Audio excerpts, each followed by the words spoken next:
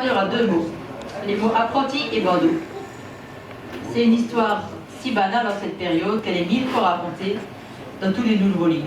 En nuances infiniment colorées, c'est l'histoire à chaque fois répétée d'un homme un peu macho, dominant, sexuellement accompli, qui va séduire et s'emparer du cœur d'une jeune femme naïve, soumise, délaissée, voire vierge, et en faire son apprenti. Il lui apprend à apprivoiser son corps, à aimer son apparence, à prendre confiance en elle, à se trouver enfin ou à nouveau belle. Il lui apprend des sensations nouvelles, le feu de son corps, le rôle de son esprit, la vibration dans sa gorge, le tremblement de ses membres, le fourmillement dans son sexe, le picotement dans les yeux, l'affolement de son cœur. Il lui apprend à s'aimer, il lui apprend à l'aimer à sa manière. Il lui apprend la séduction, la jouissance, la maîtrise, la domination, la soumission, la servitude, les mains liées derrière son dos, les yeux fermés sous un bandeau, les plumes chatouillant sa peau. Il lui fera croire qu'elle mène la danse, un temps. Il a toujours un coup d'avance, tout le temps.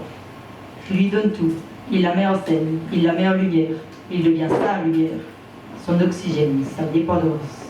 Et c'est là qu'il entre en danse, qu'il la laisse, la délaisse. Il s'est emparé de son âme, de son esprit, de son corps, de son sang, de sa vie, et décide que c'est fini. Il prétend qu'il n'a pas le temps, mais il n'a juste plus besoin, plus envie. Il l'abandonne, sans lui avoir appris au préalable à ne plus l'aimer, à ne plus le servir, à ne plus se soumettre, ni le séduire, sans se donner l'occasion qu'elle puisse le détester, puis l'oublier.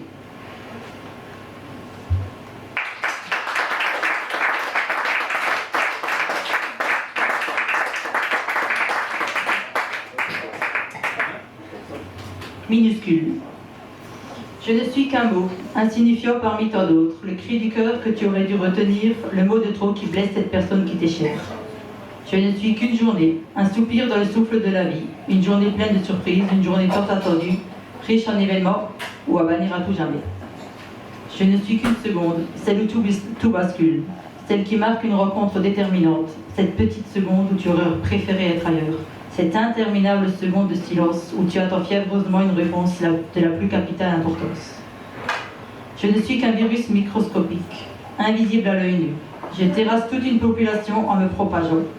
Je fais souffrir, je tue parfois, j'infecte les corps et instille la psychose dans les esprits tout autour de moi. Je ne suis rien qu'une bête clé qui joue à cache-cache, qui se perd et s'oublie quand tu as le plus besoin de moi, quand tu es le plus pressé. Je suis un bijou minuscule, une simple boucle d'oreille en diamant. Je suis transmise de génération en génération, ce qui me rend inestimable. C'est bon. Je suis une fleur, modeste ou magnifique, rare ou envahissante, rien qu'un végétal, un élément du décor, du paysage, un ingrédient ou un remède magique, miraculeux, une émotion ou un enivrement.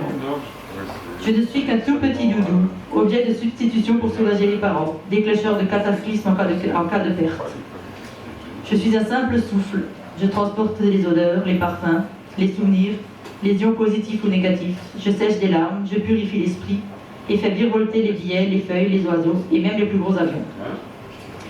Je suis un sourire furtif, qu'on voit à peine si on n'y prête pas attention. J'élimine pourtant la vie de celui qui le donne et de celui qui le reçoit. Je suis un embryon de 2 mm, presque rien en somme.